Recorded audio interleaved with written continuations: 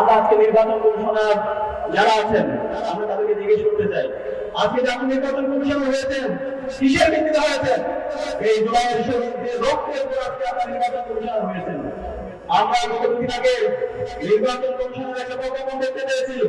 সেই প্রজ্ঞাপনে নির্বাচন কমিশনার তারা বলেছেন রাষ্ট্রের যারা কর্মচারী কর্মকর্তারা আছে তারা গণভোটে হায়ের পক্ষে ক্যাম্পেইন করতে পারবে না।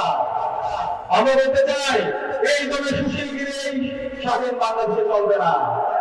আপনার কার নির্দেশে এই ধরনের নির্দেশনা দিচ্ছেন সেটা আমাদেরকে পরিষ্কার করতে হবে। এখন রাষ্ট্রের মধ্যে ব্যক্তিগত কাঠামো নিয়ে গেছে, এখন দিল্লি যারা এই স্বাধীন বাংলাদেশে বসে ষড়যন্ত্র করছে তারা সেই হাসিনা কারণ আবার রেখে দিতে চায়। আমরা বেঁচে থাকতে সেটা হতে দেবো না।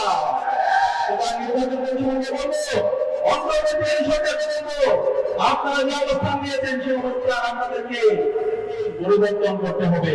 সকল নাগরিককে এবং রাষ্ট্রের থেকে এই গণভোটের হারের পক্ষে ক্যাম্পেইন করতে হবে।